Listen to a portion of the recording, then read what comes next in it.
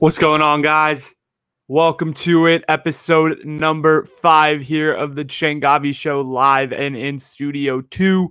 Unfortunately, the internet was not able to put enough pressure on my mother to get me back to Studio 1. I'm your host, Tall But Can't Ball. Welcome to the show. Got a lot to get through today. Going to be a lot of exciting stuff. For those of you that haven't been here before, welcome. Hope you enjoyed the show. And we're going to get right into it because we don't have very much time because your boy does not want to do push-ups. And that's just not the vibe right now. So let's get right into it. You know the format. Personal check-in first. Then we're going to get into sports, pop culture, music topic, news, and then we're going to hit a miscellaneous topic at the end. So enjoy 45 minutes of content right here. Aw, yeah. Okay. Personal vibes. What's been going on? How are you doing, Anuj? Little therapy session here. No, I'm kidding. I'm doing good. And I know I say that every show, but I can genuinely say that without school and without that stressor in my life, I am chilling and I'm doing super well. I've been able to have a lot of time to myself recently. With school taking up a lot of your time, I think it's easy to get lost in very minimal things.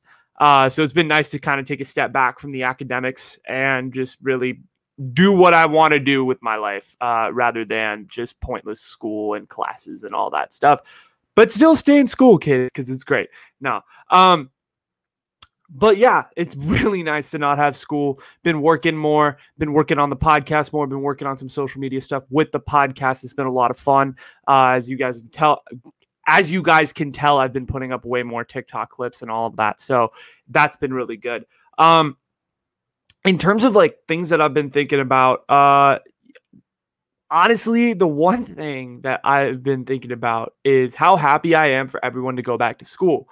And those of you that are watching the show for the first time, you're probably like, what the fuck? Why would you want everybody to go back?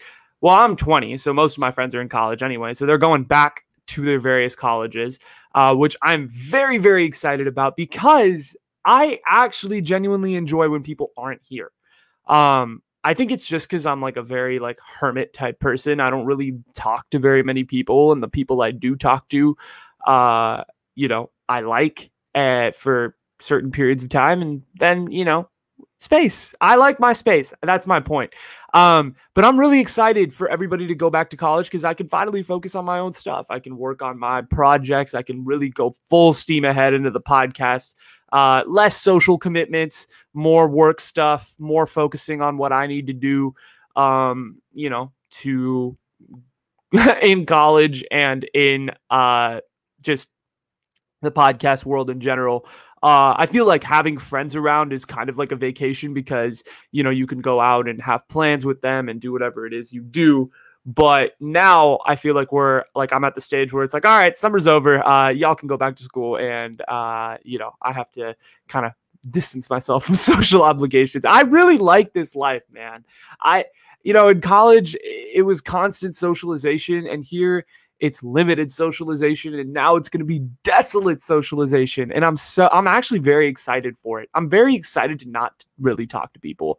And even though I'm going to miss a lot of people, I'm really excited to just kind of have space and really be able to focus on what I want to do and not have to like go do social shit like 4 times a week. So I'm happy. And I know that makes it sound like a chore, and my friends are going to get offended by this, but don't. I think everybody needs space, and that's just a fact. Second thing I've been thinking about real quick. I've been really thinking about how I personally feel like I'm ahead of the game in terms of my peers, but societally, I am very behind. And I think like that's how we all feel, right? Is I feel like, or to a certain extent, right? I feel like people who are caught up within like society are like, oh my God, I'm so behind. I don't have internships. I don't have X. I don't have Y. I don't have Z. That whole like linear path that you're supposed to go on. But what I've realized very like much so this summer is that everybody kind of has their own path, and everybody's going to have their own path, but depending on what they're doing. And it's not going to be as linear. I feel like the linear path where I live, in the Bay Area is like the tech path where it's like, oh, you go to college, you get an internship, then you get a job, right? It's like A to B to C. but not everybody has A to B to C. Sometimes you go A to Z to X to Y to C to B, right? Like that's fine. And I'm on that path and I like chaos. So I've been learning to embrace the differences and embrace the chaos and have fun with it. So that's what I've been thinking about recently. And trying, I capitalize trying in all caps, not to necessarily be crazy, scared of the future, and focus on myself now and focus on the work that I'm doing right now, because I think that's the most important. So that's where I'm at with that. And with that, I'm going to transition to where I was the last couple of days in Santa Clara, just a mere 20 minutes from my house. I was at training camp this week, guys. I was at training camp on Tuesday and Wednesday of this week. And that's why I didn't record the show earlier, is because I hadn't necessarily been to camp yet, and I wanted to get a full vibe as to this topic. So I put a topic up for vote for those of you that saw my Instagram, on both my personal Instagram and my podcast Instagram. Follow it at Essential Question Podcast on Instagram. A lot of fun. But I put it up for what's it called? Like, I put it up for vote. I said, what do you want me to talk about? The poor performance of the U.S. women's national team in soccer, or Trey Lance starting week 1? And overwhelmingly, a lot of people voted for me to talk about my argument as to why Trey Lance should start week 1. And so I figured, to actually come up with the solid argument, I would have needed to see Trey Lance maybe once or twice this week at training camp and get a real feel for what I saw. So I'm gonna report to you guys. I'm gonna do this Grant Cohn style and kind of tell you why I don't think Jimmy Garoppolo should be the starting quarterback of this team next year. And for those of you that don't care about the 49ers or football in general, feel free to skip ahead, because this topic is not going to be conducive to that of a casual sports fan. Yeah. Okay, here's what I saw. So on Tuesday, which was the first day I went to camp, they really did like the one-on-one drills and like the 11-on-11s, which are kind of like the juicy part of training camp. Like, the full team drills. They did them all on like the far field. So it was like very difficult for me to see. But that day, Jimmy played decent. Okay. He played well. But what I've noticed with the 49er fans is that they cheer for every Jimmy Garoppolo like completion. It can be like a complete pathetic, like 1-yard dump to the flat, or like a 5-yard out to Kittle. Like, they'll be like, oh my God, it's the second coming of Montana. Literally, on Wednesday, I'll tell you about, okay, let me tell you. On Wednesday, I was sitting next to a bunch of Garoppolo fans, like everywhere. There was all Jimmy fans, all Jimmy jerseys, everything. They were like literally just like fucking creaming over every single throw that this guy made. And they weren't even good throws. Jimmy had 2 picks that day. He played awful. I didn't want to say anything in front of everybody. I was there with another friend of mine, and we were just sitting there in just complete shock of how bad Jimmy Garoppolo had played that day. He did not look like the starting quarterback of the 49ers. Let me tell you that much. He was like, fans were going crazy over him hitting like 1-yard checkdowns and 1-yard outs to Kittle, right? Like, I'm like, wow, nice. You're hitting short. He's hitting 5-yard passes. He's hitting 10-yard passes. And here's an exemplification of why I think Trey Lance should start week 1. So there was one drill on Wednesday where they were like hitting receivers and one-on-ones, right? So it was Jimmy and Lance were kind of rotating, and then Rosen and Sudfeld as well, who are the third string quarterbacks. And so Jimmy went on the first try, and he tried to hit Deebo Samuel he tried to hit Deebo Samuel. I think this was in the one-on-ones. He tried to hit Deebo Samuel like up the seam, and he basically like hit a deep ball, and of course, in classic Jimmy Garoppolo fashion, the ball was overthrown. And so I was like, okay, like, let's see what Trey can do, right? Because that's something you want to see. And so Trey Lance goes up there, and he's the second thrower to throw the ball, and he hits Deebo Samuel on the same exact route with the same exact throw that Jimmy Garoppolo threw, with an absolute dime. It was a 40-yard beauty. On top of that, Trey Lance also had another beautiful pass to Brandon Ayuk in the corner that day, amongst other really nice passes. Jimmy Garoppolo had 2 interceptions, one of which he stared down Jason Verrett, who was covering, I believe, was Brandon Ayuk, and just literally stared him right in the eyes. And Verrett read the play, boom, stuck his hands out, intercepted. There was another interception. I can't necessarily remember what exactly happened, but I'm sure it was another similar mistake.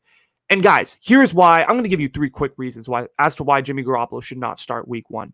Number 1, Trey Lance, seemingly from the 2 days I was at practice, which is a limited sample size given, is doing everything that Jimmy Garoppolo can do, plus more. The second day I was at practice, Trey Lance ran a lot of zone reads, and he ran a lot of different run plays, which that's just an element of the offense that Jimmy Garoppolo can't execute. I mean, he's a pocket quarterback, which is fine, but Trey Lance gives you another added element of the offense, which you want. You want to gain an advantage over your opponents. Why the fuck would you start a quarterback that is limited physically when Trey Lance can give you all of that upside? Okay, that's number 1.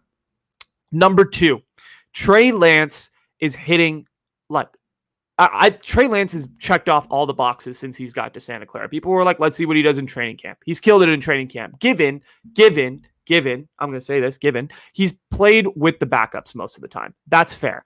Okay, Trey Lance has played with the backups, and that is a point that we should definitely consider. It's not necessarily, playing with the starting quarterback or playing with the starting offensive line or the starting defense. He's been tearing up the second team defense, which is why a lot of the Niners beat reporters have been pounding the table for Trey Lance to get reps with the starters, reps with the starting O-line, reps with the starting defense. Because, another takeaway that I got was Trey Lance is running for his life behind the pathetic second team O-line that is the 49ers. And he's having the hardest time, even like he has limited time between throws. So he's forced to make quick decisions. And Jimmy Garoppolo has way more time behind his first team offensive line to make the decision to throw the passes that Trey Lance is throwing that Trey Lance is throwing as well. I think Trey Lance deserves first team reps.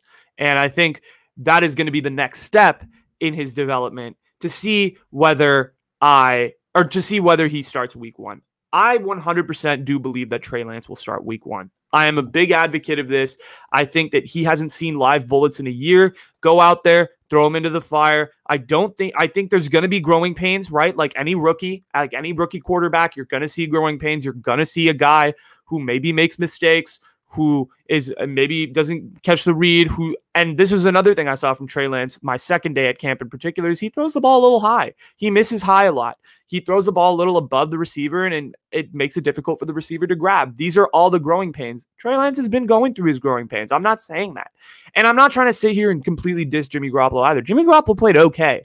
It's just, in comparison to the two, I believe that Trey Lance just gives the 49ers offense so much more upside that there's absolutely no point in keeping this quarterback who you pay $27 million to and expect him to start, and he gives you limited upside at best. I believe that Kyle Shanahan, and this is my last point that I'm going to make, I believe that Kyle Shanahan can win with either Lance or Garoppolo. You look at last year, Garoppolo was completely physically limited because of the fact that he, had the ankle injury, and he'd come back and played against the Rams in New England, which were 2 games that basically Kyle Shanahan schemed by himself. There was no it seemed like Jimmy Garoppolo was just kind of executing the scheme, and he looked great doing it. His stats were great because of Kyle Shanahan was scheming open these Jimmy gimmies, the screen passes, the short passes over the middle, intermediate passes, not a lot of deep shots. And the one deep shot Jimmy took in those 2 games was that deep shot to Ayuk, and that deep shot didn't even look that great. Brandon Ayuk just was completely open, so he had enough space to maneuver and grab the ball. My point is that if Kyle Shanahan could scheme 2 wins against really pretty solid teams. The Rams went to the playoffs and went to the divisional round, and the Patriots were a solid team that barely missed the playoffs in the AFC. Kyle Shanahan could scheme Trey Lance to do the same stuff that Jimmy Garoppolo was doing last year, and you can win games if you have all your skill players healthy, like Debo, like Ayuk, like Kittle. This team is fucking stacked. The only question that we have is the quarterback position, and I believe that Trey Lance gives you more of an opportunity to do so, to expand the offense, expand the limit of the offense, and Jimmy Garoppolo just doesn't do that.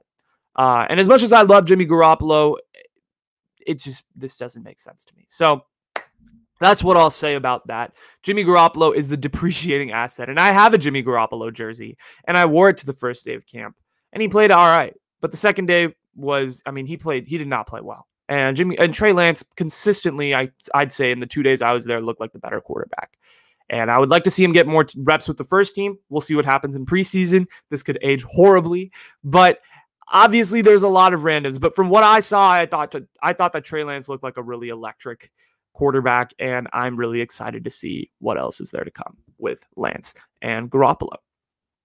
And with that, I'm going to transition into our pop culture topic because we just talked about players who are somewhat established and then the newcomer in Trey Lance. So I want to talk about some upcoming creators that I believe are really killing it in the creator economy right now. I was thinking about this. I did a segment, I believe last week about, or 2 weeks ago or last week, about upcoming artists. So I talked about artists that I really appreciated, like Miles Parrish and Aria and Undefined, who is this great artist from Canada who's 17 and makes awesome music. And I thought I would do the same thing for creators because I feel like I always have a knack for this. For those of you that don't know, I was kind of put on to a lot of the big creators today very, very early on. So I followed Yes Theory when they had about 80K subscribers on YouTube. And I've basically seen them go from 80K subscribers to about 7 million in a matter of 3 years. It's been insane. I've caught Colin and Samir, who I'm going to talk about at about, I think it was 20 or 30K. Now they're over 200K subscribers on YouTube, right? I have a pretty good kind of pulse, I feel like, when it comes to finding creators. And you can ask my friends too. I'm really good at this. So I thought I'd share a couple creators, one of which is Colin and Samir, in terms of who I think is really on the upcoming grind and who I think can really quickly become mainstream and also provides a lot of value for, people like us. So here's the first creator that I wanted to talk about was Colin and Samir. So Colin and Samir are a duo based out of LA. Basically what they do and what they've been doing, what's cool, what I like, okay, let me rephrase this. What I like about Colin and Samir is that I think I've gotten to see them grow. I think when they first started YouTube, they were really talented filmmakers who knew all the stuff, like how to film stuff and how to make things look really good, but they weren't necessarily sure of like what stories to tell. And I feel like they were experimenting. They were trying to like throw stuff at the wall and see what stuck. And I feel like now here in 2020 and 2021, they've found their niche. What is their niche, you may ask? Their niche is basically providing context to some of the big events that are going on in the creator economy. So I'm talking like they are basically investigating certain trends, why people do certain things, what are the impacts of certain deals that are signed in the entertainment industry. They basically are the pulse, and they're reporting honest kind of their thoughts and their feedback on the creator economy and what they're seeing in terms of trends. And they have their own podcast where they bring on some really cool creators of all different backgrounds. Recently, they brought on Ty Verdes, who is a upcoming musician who's got a lot of songs that have done really well on TikTok, and basically they talked about his rise and how he basically has and what value he tries to bring with his music and stuff. And that was a really insightful interview. I think Colin and Samir's niche is that they're providing information about the creator economy that people don't necessarily have yet. There isn't necessarily like a reporting agency that can provide good information about what they're seeing in the digital landscape, because the digital landscape, let's be real, is pretty fucking new. I mean, it's very, it's very untouched. And I feel like Colin and Samir, as creators, as people who have been in the industry for years, provide a really good context as to what's going on and provide the information in such a way that it sticks with you. But not only does it stick with you, it's awesome to watch and you're engaged and you're constantly wanting more because they do such a good job in presenting the information in a concise manner, which is really good. So I've really enjoyed Colin and Samir. I've been watching them since about 2018. I love the stuff that they've done with their podcast. I love that I've gotten to kind of see their journey of like them trying to figure out what they want to be on YouTube to now like really like honing down their craft and their niche with this format of the breakdown, as they call it, and doing such a great job with it. I can't wait to see where they go. But if you guys don't already know, go check them out on YouTube or Instagram. Colin and Samir everywhere. They're on TikTok as well. They are fantastic creators. They know a lot of what they're doing in this industry, and they know what's up. So definitely go check them out. And their podcast is absolutely awesome. So go check out everything. They know what they're doing, and they provide really good context as to what's going on within the industry. The second creator that I want to talk about real quick is this guy that I found on TikTok. His name's Tejas Niche, for those of you that don't know. Tejas has like 400K followers on TikTok. I know these guys have hella followers, but I feel like not a lot of people have heard of them. So I'm just kind of like trying to, educate people as to like who these people are. Tejas is like kind of more of a creator economy. So basically the way he got famous on TikTok was he started making a lot of videos about Bitcoin. And that's kind of how I found him. I feel like I was also caught in that Bitcoin craze earlier this year. And he was really making informative videos to try to kind of explain the context around Bitcoin and the bigger picture, which I appreciated. I think it was something that was necessary and needed. But he quickly realized that, he was getting caught in this alternative coin niche, which wasn't necessarily where he wanted to be as a creator. So he started kind of experimenting, and he did a lot of stuff about the creator economy, kind of like Colin and Samir. And he realized that that wasn't necessarily something that he wanted to, that wasn't necessarily like the niche that he really wanted to focus on. And so I feel like I'm watching like a version of Colin and Samir and Tejas, right? Because I saw Colin and Samir try to figure out, do we want to do this video or this type of video? And then eventually getting into the creator economy. And now I feel like Tejas is also in that zone, because now he's gone from these creator economy videos and these Bitcoin videos to more of a vlog style. And he's making these vlogs on TikTok, but he's also providing information as to how to grow and what his strategy is. And he's kind of pulling the curtain back. That's, I think, what I really like about Tejas, is that he's pulling the curtain back and saying, hey, this is my life as a creator. This is how I feel. And these are some of the emotions that I'm going through. And he's providing value because he's showing people like what the honest life of a creator is like. And he shows himself like working with other creators like Dylan LeMay, who's also really big on TikTok for his like ice cream stuff. And he's showing like how they're starting a business together and how he's basically using his 400,000 followers or whatever it is on TikTok to monetize and create a career for himself out of this. So it's a really cool insider's kind of look into what creating is all about and what this whole thing is all about in content creating, because it's such a new field. And I think people really want to know. And I think Tejas is providing value through pulling back the curtain and kind of showing all the different facets of what it's like to be a content creator in a really approachable and kind of kid-friendly manner, which is cool. So I feel like both these guys, Colin and Samir and Tejas Niche, are both appealing to the Gen Z demographic here. So I'm really excited to see what is to come with these guys. But they're two of my upcoming creators. And I feel like the creators in itself are sort of trending away from this. I mean, I feel like in the early 2010s when I was growing up, like when I was 11, 12, 13 years old, the main style was travel vlogging and vlogging to see. And like vlogging was like a huge shit, like was the shit when I was growing up, right? It was like, oh my God, like this is my life. Like these are this is that. But now vlogging has become oversaturated to the point where like, I feel like every sort of day in the life has been fucking covered, right? Like everybody's done it. Casey Neistat is taking you on crazy adventures through the volcanoes in Hawaii, right? Like I feel like everything that could possibly be done in vlogging has been done, right? But I feel like now people really want access. Access is always something that people want, right?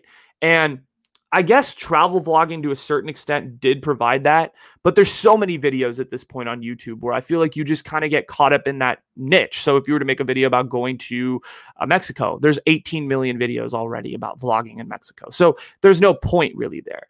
But if you're able to make a video about going backstage to the Mayweather-McGregor fight that only happened one time, right?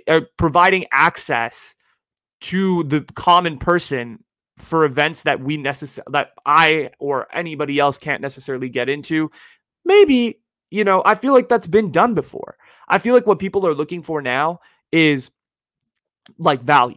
and like, what can I do to grow myself? I feel like self-productivity and all of these things are becoming the new norm of what people want to see on YouTube and why certain things are happening. Because especially with, the crazy political time that we're in now, people want to know the bigger picture, the full context, because on news media, we're provided such a limited scope of things that we don't necessarily have the full picture. And I think that's what people are really looking for at the end of the day, is the big picture. And both these guys, all these guys that I talked about today, provide the bigger picture, which I think is really important. And I'm going to go to this next topic, because this is really interesting. So this is another pop culture topic. I know I talk about politics in the title. It's called Meet Kevin Has Broken Politics. So as pretty much everybody knows, Gavin Newsom is being recalled, or he's being put up for recall, so to speak, for this election. And I believe the voting is September 14th, if I'm not mistaken. I'm not here to talk about like who you should vote for or any of that. Like, I'm not going to, put political agendas here, but I found this guy really interesting. Meet Kevin is someone that is another creator that I'd followed for probably about the past year and a half. He was already relatively big when I first saw him. And he's running for governor of California. Meet Kevin is someone who I look up to in that he is really successful in his field. He's a former real estate agent, I believe, who turned basically into a financial educator and an investment YouTuber who basically started to break down complicated financial concepts, so to speak, so that everybody could kind of access his material on YouTube as a resource and his content on YouTube as a resource to further their financial independence and hopefully get closer to reaching their financial goals. And I thought Meet Kevin did a really good job when it came to stock advice and how to get started with real estate investing and how to get started with stock investing. And he was really, really good at that. And then he decided to run for governor probably about 7 months ago, earlier this year. And I feel like, and he's actually doing really well in the polls. Last I checked, he's leading in San Diego, I believe. And he's also on one of the major Democratic candidates that's running for this recall. And particularly being a Democratic candidate running in this recall when it's a lot of Republicans in a very blue state like California, you're going to do well. And so Meet Kevin, I feel like, has a real opportunity to win this election. He's got I don't know the specifics of his plan, but he does have a website where he really talks in depth about his kind of 20 to 25 stage plan that he intends on going through with homelessness. I believe he has a plan to institute future schools and all of these things. But that's besides the point. I'm not trying to get into specifics about Meet Kevin's campaign here. What I'm trying to do is educate you guys as to why you guys should what Meet Kevin is doing is important. Meet Kevin is a YouTuber. Okay. I think he's 28 or 29 years old. His real name's Kevin Paffrath. Kevin is a YouTuber. He, has communicated his information through YouTube videos and TikToks and, like any social media person does, through every possible form that he could possibly find. He has, used that and leveraged his social media following to educate people about various things. And now he's kind of turned that into a political move. I feel like politics and social media is such an untapped market, right? Look at the last election. Fucking Joe Biden and Donald Trump are running for president.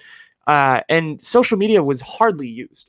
Yes, of course, like the Facebook, like fake news shit. Like, of course, social media is super powerful in these elections, but I feel like it's so untapped. I feel like there's so much untapped potential that these candidates could use. These candidates could record videos, put it up on YouTube, vlog the campaign. There's so many things that these guys could use with content that they don't.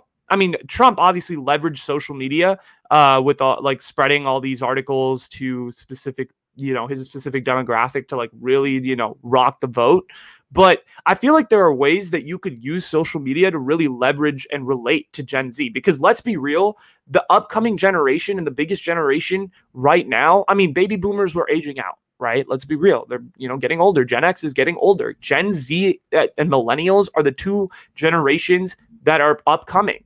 And what do those two generations have in common is that they both have heavy social media usage and basically consume most of their news from social media and from articles that they read on Facebook or on Twitter and YouTube videos. Presidential candidates, gubernatorial candidates, candidates in general can gain so much more clout, can gain so much more attention, widespread views if they leverage their social media to their advantage. I know they're busy. I know they have a lot of speeches to make and blah, blah, blah. That's true. But use your social media. And I feel like that's something that Kevin is doing. I feel like that's something that Meet Kevin is on. He's really hitting that spot well. And maybe he's ahead of the game. Maybe none of this shit even matters, right? Like maybe he'll just go out there and tank in the actual election and lose the recall. But the fact of the reality is simple, is that he is breaking the way that politics has been done by being one of the first like legit like candidates as a social media star to run for this election. And he's really gathering the attention, I feel like, of Gen Z and millennials and people who get their news from social media.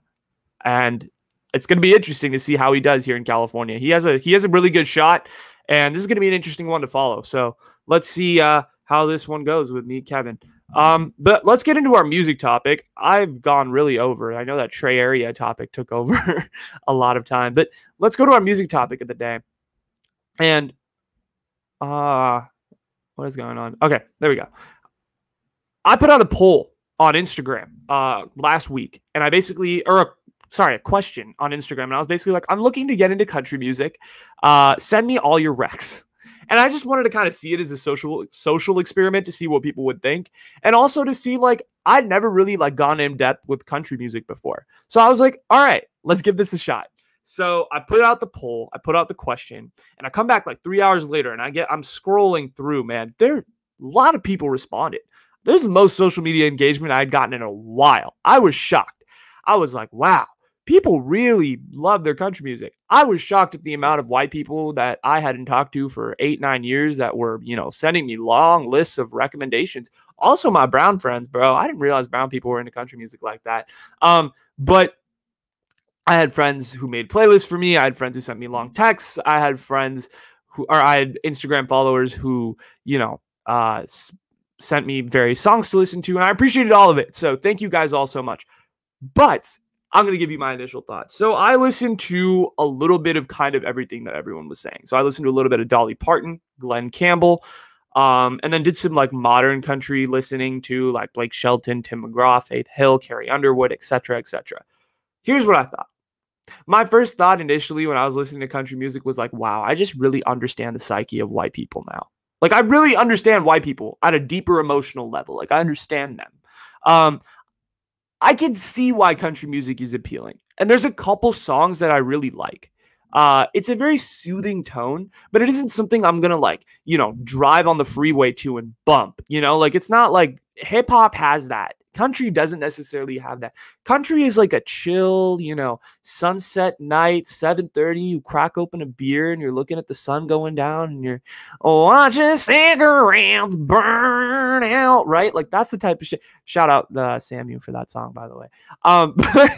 But like, that's just kind of like the vibe. That's the vibe. Country is a very different vibe. And I can see why that vibe is appealing. I genuinely liked a couple of the songs that people sent me.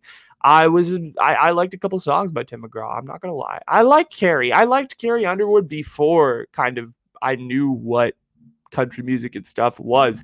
And before I did a real deep dive, I listened to a playlist or two. I was impressed with some of it. But I'll tell you this. I don't think I could get into country music that heavy. It's not my favorite genre. It won't ever be, I don't think. I get what the kind of stereotype around it is, though. Like, oh, it's just white trash and all this stuff. And I'm willing to put that to rest. I'm willing to put that stereotype to rest because I listen to the music and I can genuinely see why people like this stuff. It's very, I get like, oh, every song sounds the same and all that, but no, there's little subtle differences. There's like older country. I could kind of tell by listening to like Dolly Parton versus someone like Luke Bryan. There's little subtle differences. Folk music basically evolved into country music is another thing that I learned. So there was a lot of different things that I learned listening to country music.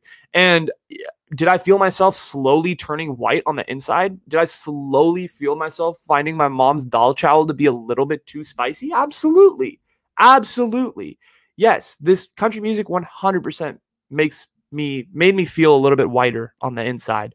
I don't know about other people, but it was good nonetheless. And I was a big fan of certain songs, and I'm willing to go on the record and say country music isn't that bad.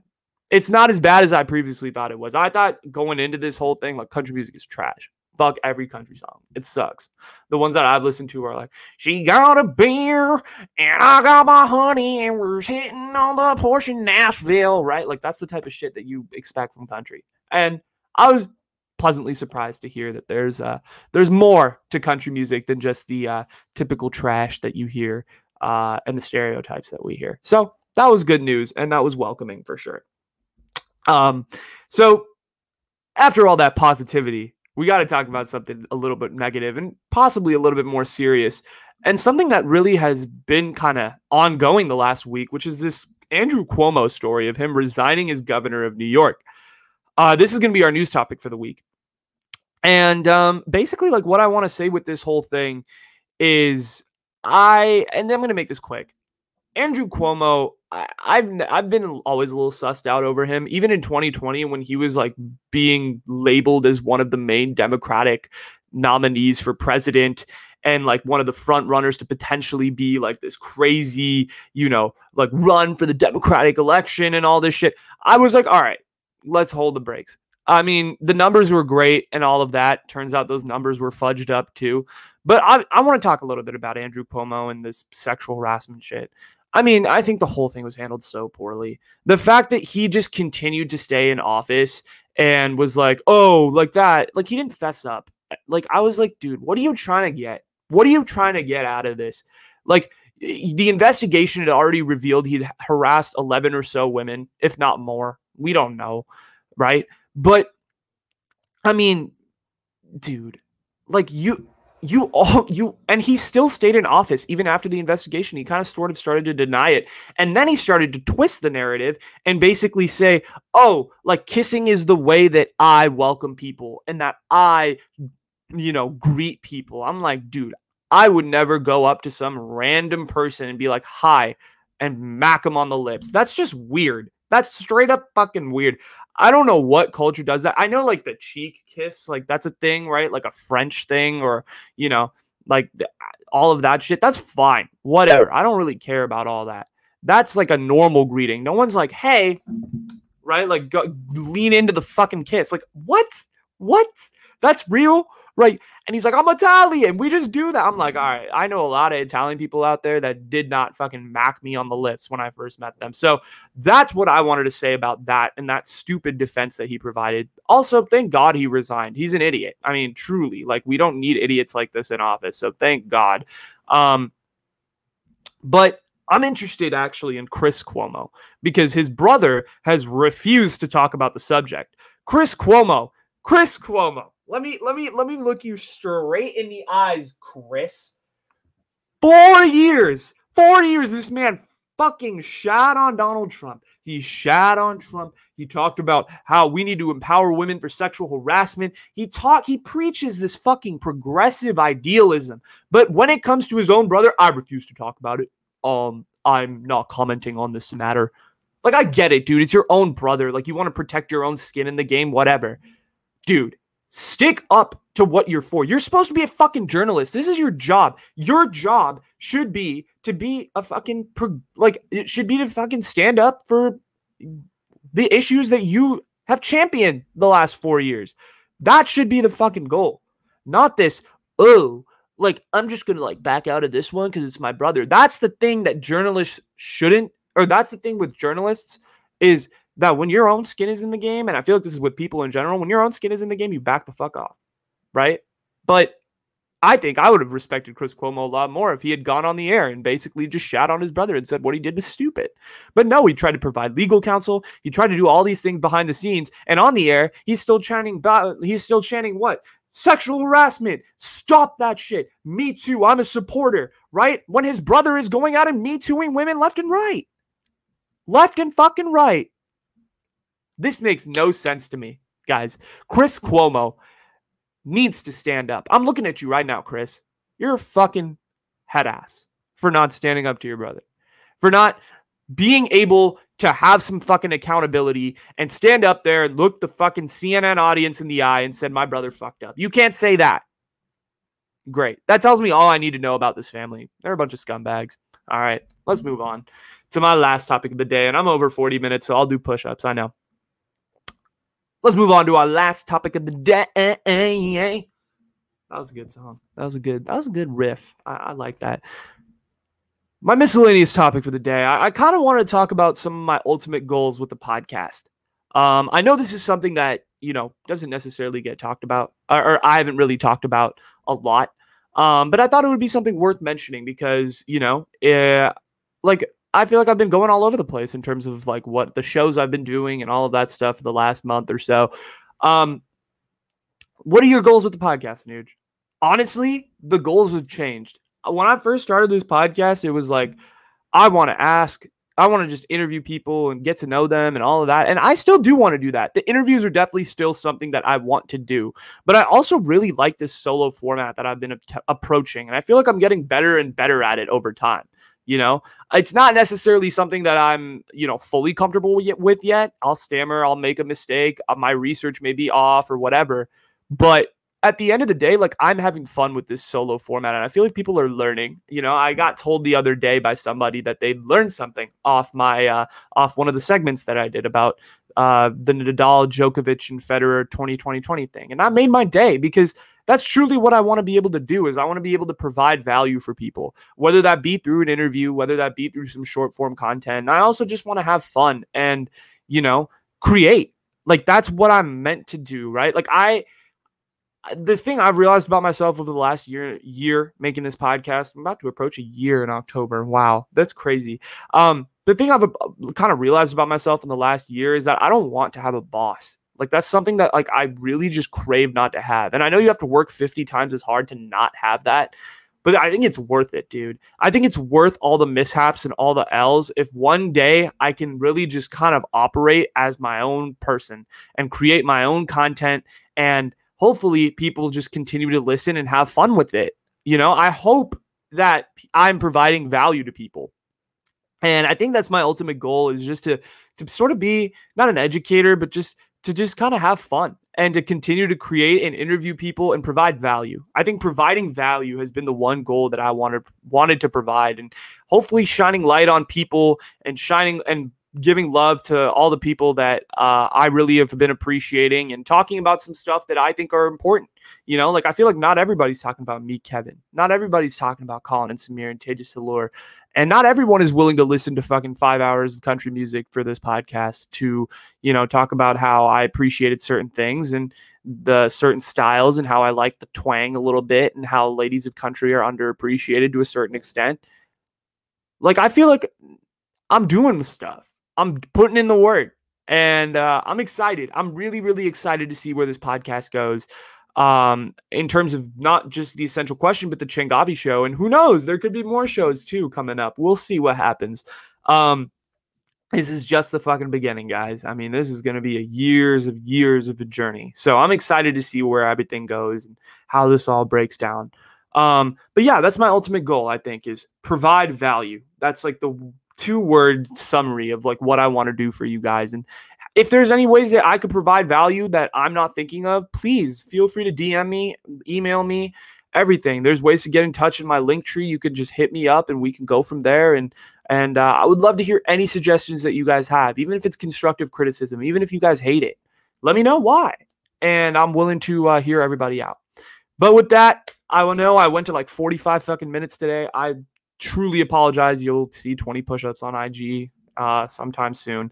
But thank you guys so much. I appreciate every single one of you. If you're watching on YouTube, make sure to like and subscribe. If you're listening on Spotify, make sure to hit the follow button. And leave a review on Apple Podcasts or any of the other podcast apps if you're on there. This is a fun show. Got to talk about a lot of stuff, and hopefully you provided some value. I think that's a good way to end it. Hopefully I provided you value. All right, I'm out, guys. Peace.